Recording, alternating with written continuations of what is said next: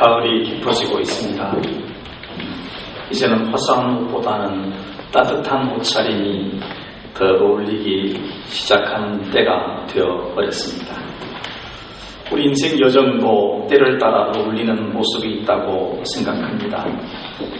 우리는 가을이라는 계절을 지나면서 열매와 결실, 수확, 어떤 결과물에 관한 이야기를 많이 하기도 하고 또 생각해 왔습니다.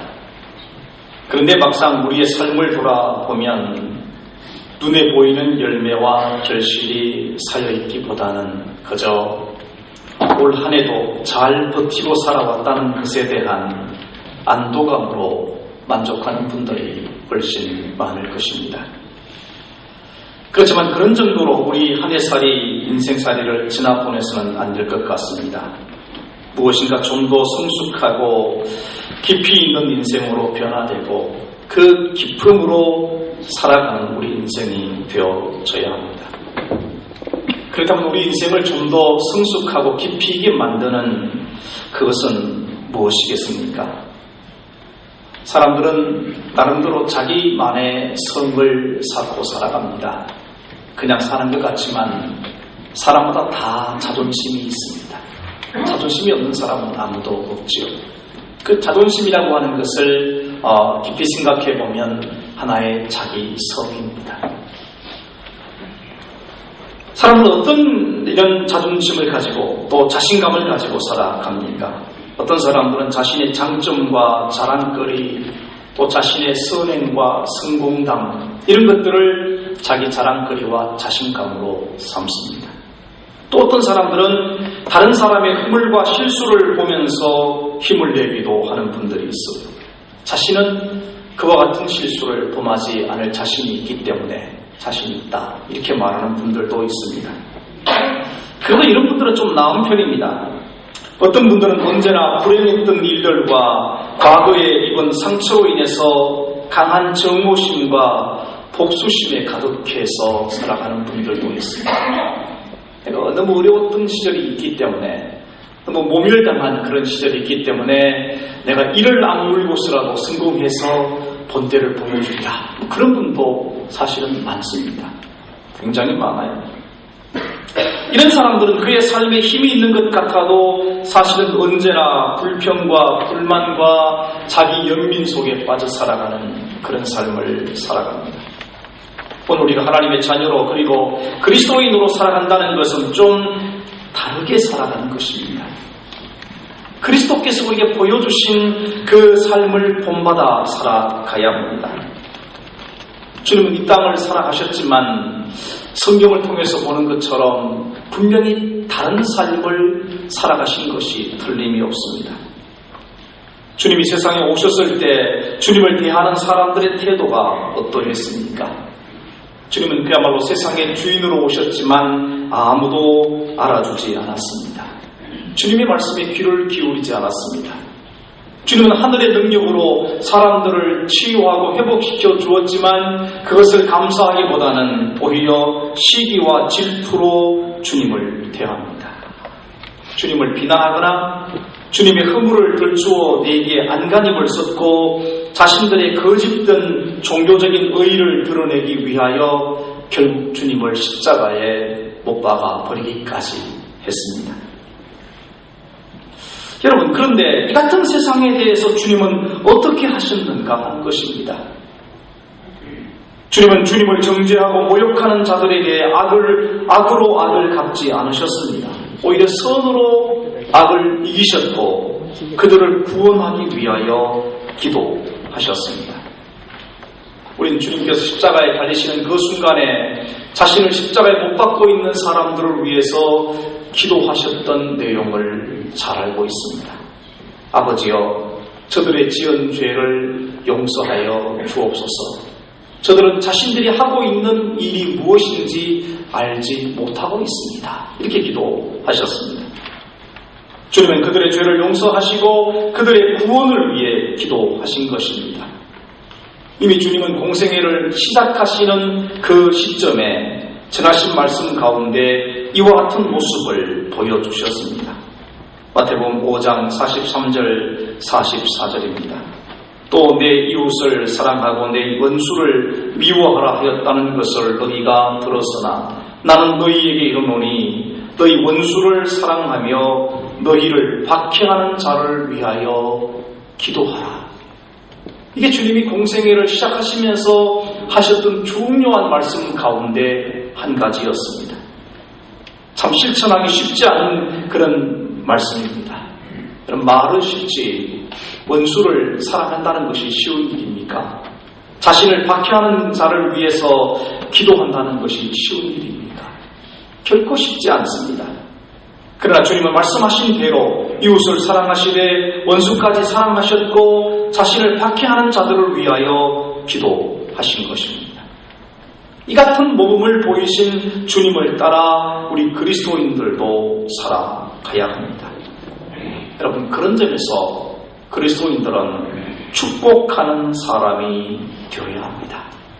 성숙한 그리스도인으로 살아간다는 것은 주님과도 같이 다른 이들을 축복하고 그들을 위해 기도하는 삶을 살아가는 것입니다. 주님은 제자들과 마지막 대화를 하셨습니다. 6월절 저녁 식사를 마치시고 마지막 대화를 하시는 가운데 이렇게 말씀을 하십니다. 요한복음 13장 34절을 보면 새 계명을 너희에게 주노니 서로 사랑하라.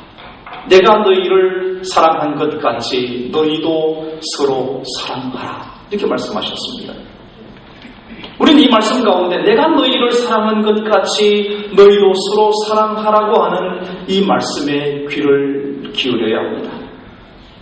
주님께서 우리에게 해주신 일이 있다면 우리도 그것을 다른 이들에게 베풀어야 하는 겁니다. 여러분, 성경을 보면 하나님의 백성들, 그들은 이미 하나님이 주시는 복을 받는 사람들이라고 말씀합니다. 시편 115편 15절은 이렇게 말씀해요. 너희는 천지를 지으신 여호와께 복을 받는 자로다. 여러분, 우리가 이미 예수 믿기 때문에 이 하나님의 복을 받고 있는 줄로 믿습니다. 우린 천지를 지으신 하나님께로부터 복을 받는 사람들입니다.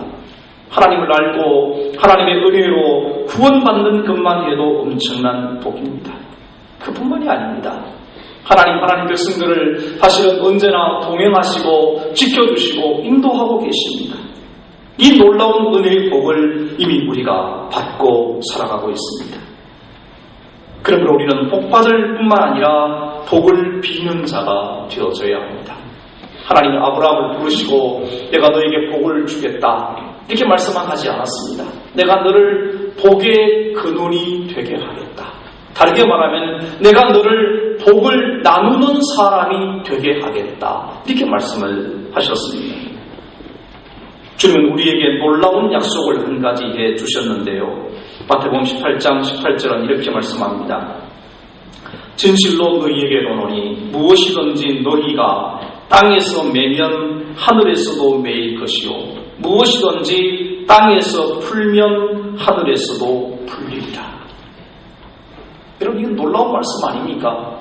우리 예수 믿는 우리가 이 땅에서 매면 그 일이 하나님도 메어버릴 것이고 우리가 풀면 하나님도 풀어주신다는 것은요 놀라운 축복거리예요. 그러면 우리는 주기도문을 기도할 때마다 뭐라고 기도합니까? 뜻이 하늘에서 이룬 것 같이 땅에서도 이루어지리라. 여러분, 이렇게 기도할 수 있는 것도 엄청난 놀라운 축복입니다. 여러분, 주님은 우리가 이 땅을 살아가면서 다른 이들을 향해 복을 비는 자로 살아가기를 원하십니다. 여러분, 축복하는 사람 얼마나 선하고 아름답게 들립니까? 오늘날 사람들은 사실은 비난하기 좋아하고요, 남의 허물을 들춰내기를 좋아하는데 오늘 그리스도인들은 그런 사람들로 인식되어서는 안 돼요. 적어도 그리스도인 그러면 다른 사람의 일을 위해서 기도해주고 그들을 축복하는 사람으로 인정을 받아야 됩니다. 그리고 축복하는 사람이 되어져야 돼요. 정말 아름다운 사람이 축복하는 사람입니다. 참으로 성숙한 사람은 축복하는 사람이에요. 자기 스스로에 대해서는 주어진 삶에 최선을 다해 살아가지만 동시에 다른 이들을 향해서는 복을 빌어줄 줄 아는 사람으로 살아가야 합니다. 주님께서 하신 것처럼 남을 용서하고 그를 위해 복을 빌어주는 사람이 성숙한 사람입니다. 복을 빌어주는 사람이 복 있는 사람입니다. 오늘 본문의 말씀을 보면 바울이 두기고라고 하는 청년을 에베소 교회에 보내면서 그를 칭찬하고 축복하는 말로 이 말씀을 시작하고 있습니다. 본문 21절과 22절을 다시 한번 보십시오. 나의 사정 곧 내가 무엇을 하는지 너희에게도 알리려 하노니 사랑을 받은 형제요 주 안에서 진실한 일꾼인 두기고가 모든 일을 너희에게 알리리라. 우리 사정을 알리고 또 너희 마음을 위로하기 위하여 내가 특별히 그를 너희에게 보내었노라. 바울은 지금 두기고라는 청년을 에베소 교회에 보내면서 그를 위한 글을 썼습니다. 에베소 교회 글을 소개하는 글을 썼는데 사랑을 받는 형제다, 주 안에서 진실한 일꾼이다, 너희 마음을 위로하기 위해 내가 특별히 보낸 청년이다. 여러분, 이쯤 되면 얼마나 정말 높은 격려와 칭찬이 되었습니까? 사실 우리는 다른 이들을 칭찬하는 것에 인색할 때가 많지만 바울은 그렇지 않았습니다. 진심 어린 마음과 또 생각으로 칭찬과 격려를 아끼지 않고 있습니다. 바울은 더 나아가서 이와 같은 마음으로 에베소 교회를 축복하고 있습니다. 본문 23절과 24절을 다시 한번 보시기 바랍니다. 아버지 하나님과 주 예수 그리스도께로부터 평안과 믿음을 겸한 사랑이 형제들에게 있을지어다. 우리 주 예수 그리스도를 변함없이 사랑하는 모든 자에게 은혜가 있을지어다. 이 축복의 기도예요. 축복하는 것입니다. 여러분, 오늘 우리가 무엇을 다른 이들을 향해서 축복해야 되겠습니까? 바울은 그것을 우리에게 보여주고 있습니다. 첫 번째로 바울은 에베소 교회와 성도들을 향해 평안의 복을 빌고 있습니다. 사람이 세상을 살아가면서 꼭 필요한 것이 있고 없으면 조금 불편할 뿐인 것도 있습니다. 그렇죠? 꼭 있어야 할 것도 있고 없으면 좀 불편할 뿐인 것도 분명히 있습니다. 근데 그 가운데 꼭 필요한 것이 여러분 무엇이라고 생각합니까? 여러분, 그것은 평안입니다. 심령의 평안이 없으면 모든 것을 다 가지고 있다고 할지라도 헛된 인생을 살아가는 것입니다. 실제로 우리는 이전 시대와는 비교할 수 없는 풍요로운 현실 속에 살고 있지만 우리의 삶에 진정한 평안이 없다면 우리는 지금 잘 살고 있는 것이 아닙니다. 여러분이 열심히 살아가는 이유가 무엇입니까? 열심히 살아가는 이유는 그것으로 인해서 행복하기를 원하고 평안하기를 원하기 때문인데 열심히 살면서도 평안을 얻지 못한다면 여러분 인생은 실패한 것이나 다름없습니다. 그러므로 우리는 무엇보다 평안하기를 축복해야 됩니다. 여러분, 이 평안이란 우리의 영혼과 마음에서 일어나는 것입니다. 형편에 따라서 평안했다가 혹은 평안하지 않는다고 한다면 그건 참된 평안이 아닙니다. 우리는 하나님이 주시는 평안을 이렇게 노래합니다. 평화, 평화로다 하늘 위에서 내려오네. 그 사랑의 물결이 영원토록 내 영혼을 고이사네. 하늘로부터 내려오는 이 평안함, 그것이 있을 때 여러분 우리 속에 우리 마음은 언제나 이 평안을 누릴 수 있습니다. 여러분, 평안을 누린다고 해서 어려움이 없다는 뜻은 결코 아닙니다. 부활하신 주님은 두려움으로 숨어 지내는 제자들에게 나타나셔서 가장 먼저 하신 인사가 무엇입니까? 지금 제자들의 상황은 불편할 정도가 아니라 어려운 정도가 아니라 생명의 위협을 느끼고 있는 그런 상황임에도 불구하고 주님이 그들을 찾아가셔서 가장 먼저 하신 인사가 뭐냐면 너희에게 평강이 있을지어다 이거였습니다. 생명의 위협을 느끼는 그 순간에도 평안을 누려라. 이게 주님이 하신 인사의 말씀입니다. 주님은 물결이 일어나 배가 흔들리고 죽음의 위협을 느낀 제자들이 주님을 흔들어 깨우는 그 상황 속에서도 배 고물에서 편안히 주무셨다. 성경은 그렇게 말합니다. 그러므로 바울이 빌고 있는 이 평안은 환경이 주는 평안이 아니라 그리스도께서 우리에게 주시는 참된 평안입니다. 찬송가 419장을 보면 이렇게 노래를 합니다. 주 날개 밑 내가 편안히 쉬네. 밤 깊고 비바람 불어쳐도 아버지께서 날 지켜주시니 거기서 편안히 쉬리로다. 여러분, 밤이 깊고 비바람이 불어쳐도 하나님이 지켜주시니 나는 편안하다. 여러분, 이것이 참된 평안의 모습입니다. 여러분, 젊음과 건강이 있어 평안하다고 생각하십니까? 아니면 든든한 배경이나 권세가 있어서 평안하다고 생각하십니까? 여러분, 속지 마십시오. 이 모든 것은 한순간에 우리에게 풍랑이 될 수도 있습니다. 참된 평안은 주님만이 주십니다. 우리는 이 평안이 서로에게 있기를 축복해야 하는 것입니다. 날마다 여러분이 만나는 사람들마다 이 평안을 축복하시기를 주님의 이름으로 축원합니다. 두 번째로 바울은 에베소 교회와 성도들을 향해서 사랑의 복을 빌고 있습니다. 23절을 보시면 평안과 믿음을 겸한 사랑이 형제들에게 있을지어다. 바울이 축복하고 있는 사랑은 그 내용이 분명합니다. 그 내용이 무엇입니까? 평안과 믿음으로 인하여 드러나는 사랑입니다. 이 사랑은 곧 그리스도 예수로부터 흘러나오는 사랑입니다. 우리는 하나님은 당신을 사랑하십니다 라는 표현을 할 때가 있습니다. 사실 이 표현을 많이 사용해야 됩니다. 이 말의 의미가 무엇입니까? 하나님께서 나를 사랑하신 것처럼 당신도 사랑하십니다. 여러분, 나의 사랑이 아니라 하나님이 당신을 사랑하고 있다는 이 고백은 얼마나 놀라운 고백인지 모릅니다.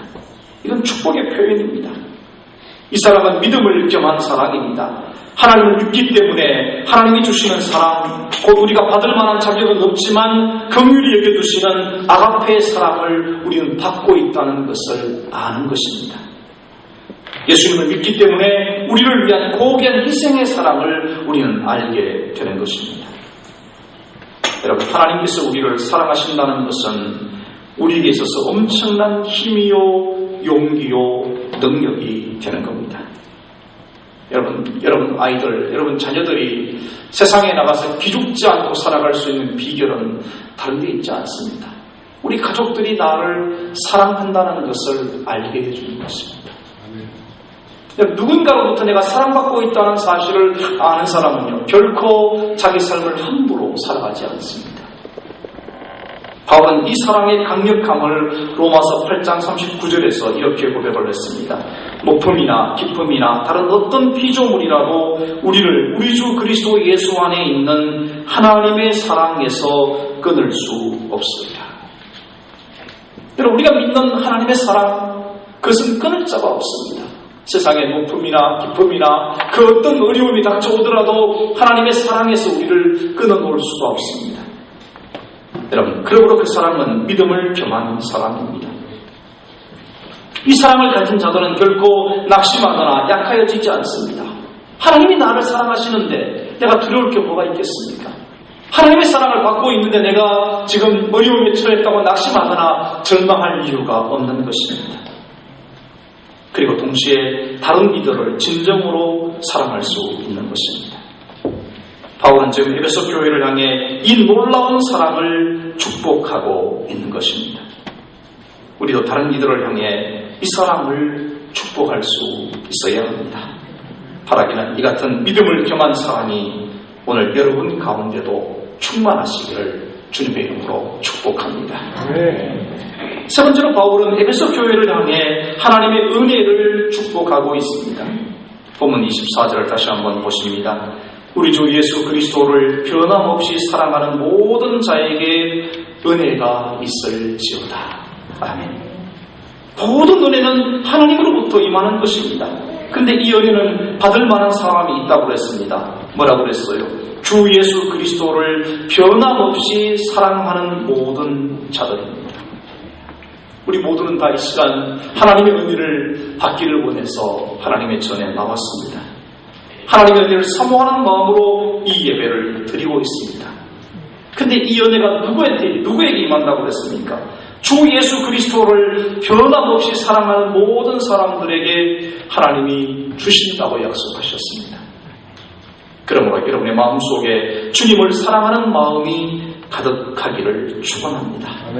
그 사랑으로 인해서 하나님이 주시는 은혜가 넘쳐나시기를 주의 이름으로 축원합니다. 여러분, 하나님의 은혜는 능력이 있습니다. 무엇보다 하나님의 은혜는 나를 나 되게 하는 능력이 있어요. 바울은 고린도전서 15장 10절에서 이렇게 고백했습니다. 그러나 내가 나 된 것은 하나님의 은혜로 된 것이니 그랬습니다. 내가 나 된 것은 하나님의 은혜로 된 것이다. 여러분, 오늘 우리가 지금 이 자리에 앉아있고 이렇게 살아가는 것 하나님의 은혜인 줄로 믿으시기 바랍니다. 두 번째, 우리는 하나님의 은혜로 구원받습니다. 에베소서 2장 8절을 보면 너희는 그 은혜에 의하여 믿음으로 말미암아 구원을 받았으니 이것은 너희에게서 난 것이 아니요 하나님의 선물이라. 오늘 우리가 예수 믿고 구원받은 것 하나님의 은혜입니다.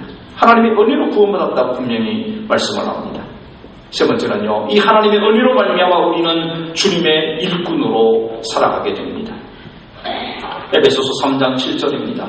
이 복음을 위하여 그의 능력이 역사하시는 대로 내게 주신 하나님의 은혜의 선물을 따라 내가 일꾼이 되었노라. 여러분, 하나님의 은혜는 나를 되게 합니다. 나를 구원해 주십니다. 나로 하여금 하나님의 뜻대로 일하는 일꾼으로 삼으시는 것, 이 모두가 다 하나님의 은혜 때문입니다. 이 하나님의 은혜가 함께 하시기를 바울은 축복하고 있는 것입니다. 바라기는 이 같은 하나님의 은혜가 오늘 여러분 가운데도 함께 하시기를 축원합니다. 사랑하는 성도 여러분, 성숙한 그리스도인이 누구입니까? 그는 주 예수 그리스도의 이름으로 다른 이들을 축복하는 사람입니다. 여러분 모두 다 축복하는 사람이 되시기를 바랍니다. 축복하되 하나님 주시는 평안과 하나님의 사랑과 하나님의 은혜가 임하기를 여러분 서로 축복하십시오. 서로를 축복함으로 복의 근원이 되라고 하시는 하나님의 뜻을 드러내고 살아가는 정말 성숙한 그리스도인들이 다 되시기를 주님의 이름으로 축원합니다. 기도하겠습니다. 그러하신 아버지 하나님, 우리 하나님 놀라우신 은혜와 사랑을 감사하고 찬양합니다. 오늘 우리에게 은혜 주시고 복 주셔서 하나님의 거룩한 백성으로 삼아주시고 날마다 하나님이 베풀어 주시는 그 은혜와 그 사랑과 그 복을 받고 살아갈 수 있도록 인도해 주신 것을 감사합니다. 오 주님, 저희들로 하여금 우리 주님이 하셨던 것처럼 오늘 우리도 우리 이웃들을 향해 복을 비는 사람들이 되게 하여 주옵소서. 서로를 위해서 기도하며 서로를 축복하는 아름다운 삶을 살아갈 수 있도록 저희를 주장하여 주옵소서. 예수님 거룩하신 이름으로 기도하옵나이다. 아멘.